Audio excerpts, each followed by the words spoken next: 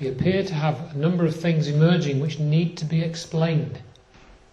But I can't tell you these things because I'll damage the truth movement. So you haven't seen any of this, because if you have, you'll damage the truth movement, folks.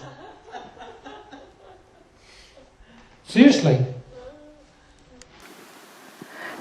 And if the buildings had slammed to the ground, the seismic signal would have shown it. Didn't happen.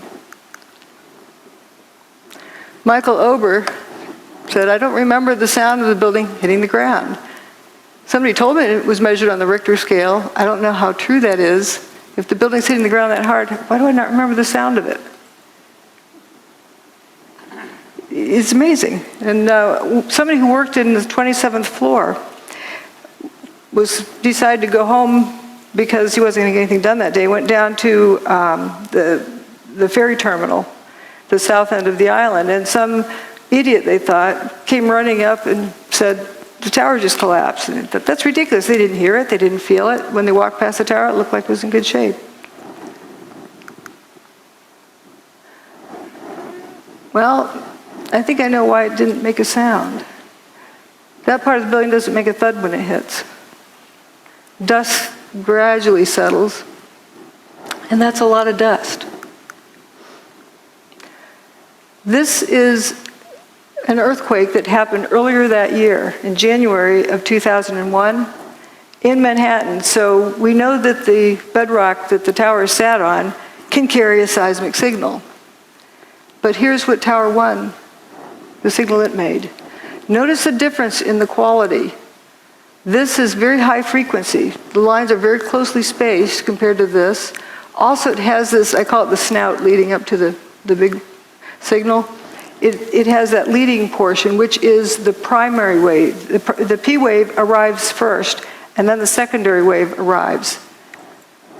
This is neither a P wave or an S wave. This is only a surface wave. P wave and S wave travels through the earth. In other words, when during the tower's demise, the signal did not travel through the earth. Again, that's the January 17th earthquake. And here's, P wave is like a rubber band snap, and the S wave is like a jump rope.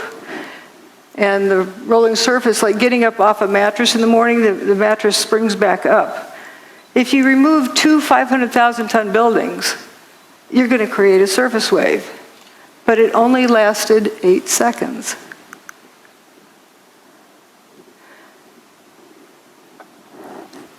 You know, it takes 9.5 seconds to throw a bowling ball off the roof of the towers and have it hit the ground.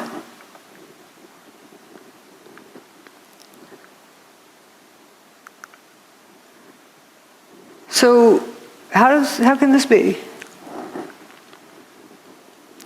The building couldn't have reached the ground as a solid, rigid object. Here's where Tower 2 had already gone by the time this chart started. Tower 1's demise there. But here we're going to focus on Building 7, down here.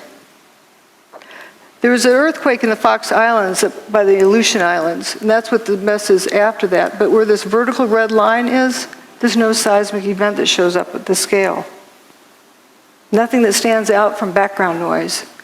For a 47-story building's demise, this is the King Dome. So here's a controlled demolition, and it produces a P wave and an S wave. So what length of time does that take? It takes, for a free fall speed from the roof to the ground, it's about 4 seconds. But the portion of time that the ground shook was more than twice that. So that doesn't answer the question either of what we saw. And with Building 7, what is very telling is that they calculated when the P wave and the S wave should have arrived because they could not pick it out from background noise. They couldn't even pick out where the surface wave arrived at one of these stations. So there's 5 different stations reporting, and they had to calculate when the S wave and P wave would have arrived, and it was not there. The signal did not travel through the Earth. So if we have Seattle Kingdom, we're going to look at things relative to that. That made a 2.3 on the Richter scale when it was blown up by controlled demolition. And we have these 2 towers. Let's say for Tower 2 was the first to go.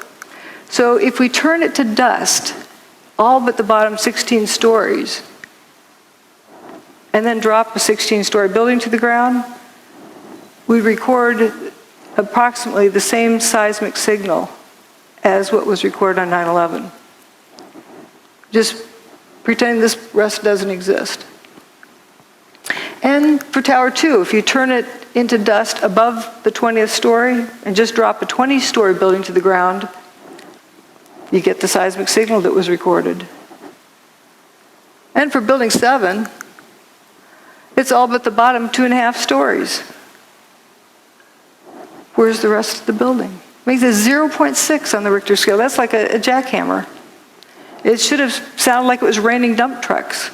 You know, big dump trucks go down the road, they wake you up at night because they vibrate the ground.